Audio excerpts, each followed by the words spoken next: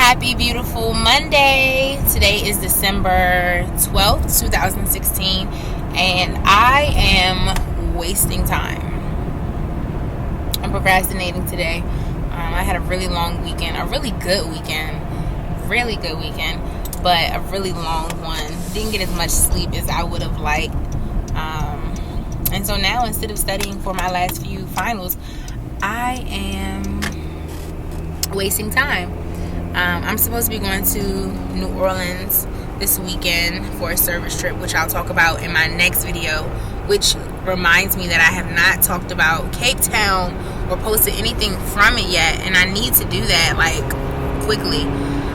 Something that I've learned with vlogging every weekend, or just even when I went home to DC, is to break up long trips by days. And when I went to Cape Town, I never did that. I just was recording just to record, and so it makes it extremely hard to figure out how to put a vlog together, or should I just do just one big PowerPoint, I guess, because there's no good morning, happy this day. I mean, there might be, I'm not sure, I have to look at it again, but I definitely didn't know, or I hadn't learned yet that if you're going to be somewhere for 2 weeks, just divide it by day and post it like that. So when I go to New Orleans next week, I'm going to do that. I plan to record each day and post it prayerfully that night, so that you all can kind of go along with me.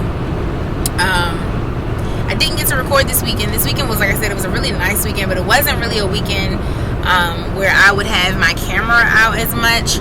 So this is this weekend's makeup video. It's Monday. But I did do a couple things. I hung out with a friend of mine. One of the young gentlemen that I tutor a few kids. We don't want to say babysat him, but I hung out with him because his mom was going to a paint night, and this family feels like family to me, so it really did feel like I was hanging out with my little brother or my little cousin. It didn't feel like it wasn't burdensome or anything. It didn't feel like I was at work. I felt like I was where are we going, what are we doing? And he's so smart. He's 12 years old, and he is so wise. And he said something to me. We went to a shoe store, and he was like, you should try on some Timberlands with me. And I wanted to, but I was like, Timberlands make my feet look big, and I already have big feet, and I don't want my feet to look bigger. And he was like, that's such a small thing, you shouldn't worry about it. You shouldn't be concerned about the size of your feet. And I just was like, you better come through with your wisdom, you 12-year-old with a 60-man-year-old spirit in your body. And it just, it really just encouraged me, because I really, I will say that God has, definitely worked with me when it comes to the self-esteem aspect. I have learned, that beauty is none of the external. But even in those moments, sometimes when we make comments unconsciously, still criticizing ourselves, how refreshing is it to know that even younger children who are sponges can pour back into us, and can just remind us no, I don't know if you're on point with that one. It makes me think about my niece and how I wanted to try a sew-in/wig, and she didn't know this, of course. If anything, she probably would have seen it and been like, Aunt Lily, I can't feel your scalp. But she came to me that same window when I was trying one, and she had her hair in a braid out, so it looked similar to this. And she came to me and was like, Aunt Lily, I love my hair, I look just like you. And it was just oh my goodness, I'm complaining, not really trying to complain, but I'm complaining about the maintenance of my hair, and my niece is watching me and has gone out of her way. It's a truck not trying to let me over. Has gone out of her way to mimic my hairstyle, and here I am trying to put fake hair in my hair. And I don't have anything against sew-ins or wigs. I mean, I still want to explore them, but when she did that in that moment, it was just such a great beauty check, and just learning to love yourself, and one thing I will say, and I'm not going to go into like scriptures and stuff, but I will say, if you are someone who you don't feel as beautiful and you are someone who knows the Lord, I want to remind you today that it's something so sweet about we love to get compliments from people. Like, don't get it twisted. I'm not encouraging you to go out dry. Like, I look dry today. But it is something, there's a confidence that you have when you know that you can look at someone of the opposite sex that you're attracted to and say, baby, I am fine. Like, I am fine. And not in a boastful way, but understanding that, like, according to the word of God, these things make me attractive and I line up with that, or that's what I'm striving to do. Or even on a greater scale, being able to look man in the face and say, but the Lord finds me pleasing, and there's a scent on me that pleases him, and according to what he thinks is beautiful, I am right where I'm supposed to be. And all the external things that you want me to invest in that wither away means nothing to me, because it's about the hidden person, the person behind the heart, the characteristics of the heart. That is what makes you beautiful. So, I just was thinking about that. I didn't even mean to go into that rant, but I just want to remind someone that, like, yeah, it's nice to be cute and know how to wear heels and, have a stylish look to you. But, honey, it is just nothing more attractive. There is just nothing more attractive than someone who is not only attractive on the outside because they have made that investment, but when they go to open their mouth and you can just tell where they spend their free time or where their confidence comes from. I mean, it's so handsome. It's so handsome, and it is so beautiful. Like, ooh, it's like, yum, yum, handsome. Like, So, I mean, I'm just saying, like, I love a good looking man, but I love when I can hear, like, you know where your help come from. Like, that's cute to me. So anyway, did not mean to get into the whole attraction conversation or like the beauty, but that was what my weekend consisted of. I hung out with him. A young lady from my church named Tiffany has recently published her book. I'm going to tag her website below. It's going to be right here. Go check her out. Let's support our African American entrepreneurs and business people entrepreneurs, I don't know why I said business people, who are out here getting it done, who's walking in their purpose. She has written a book, and the book signing was on Saturday. It's called Do Not Disconnect. As I said, I'm going to post it right here. So I want you to check out her website.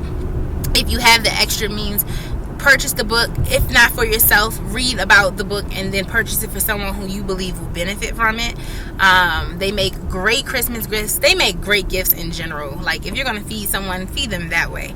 So I did that on Saturday. Sunday, I tutored. I went to church and I hung out with a friend of mine. So it wasn't really a busy weekend, but it was just like a nice weekend. It was just like kind of like a nice, slow, relaxing weekend. So that was super nice. But yeah, so like I said, today I'm just wasting a little bit of time. Going to try to pick up a few things for New Orleans this weekend. Then I'll head back to the house, and I have a meeting tonight. I'm going to get some studying done so that I can finish finals strong. And then after, I think after, I want to say Wednesday, I am a free woman. Another semester down, and then I get to go home. But we'll talk about all that later. I'm just checking in because it's been a while since I have. I pray that you all are having a wonderful Monday. A wonderful Monday. And that, if you haven't had a great weekend, or if you did have a great weekend, that you're ready for a strong start for the week.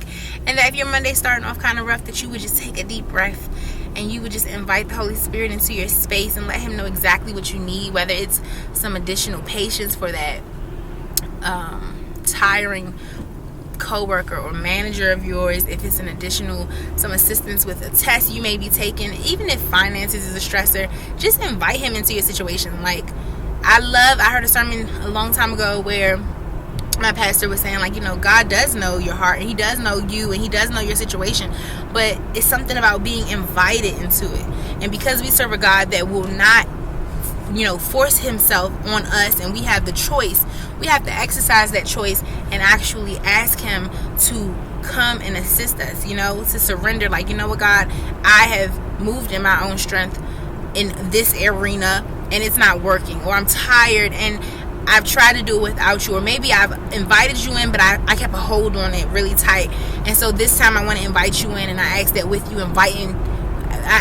inviting you in this space, that not only do you teach me how to trust you and strengthen my faith in you, and in these experiences that you're giving me, show me how great you are and how mighty you are and how sovereign and just you are, and how boxing you in serves no one and helps no one, and just show me how you bring solutions in ways I could have never thought of, and through the midst of it all, just comfort me, and I know I can give you my burdens, and just remind me when I'm trying to take it back who's in control, and just give me that peace that surpasses all understanding. Give me strategy to maintaining the peace after you've given it to me.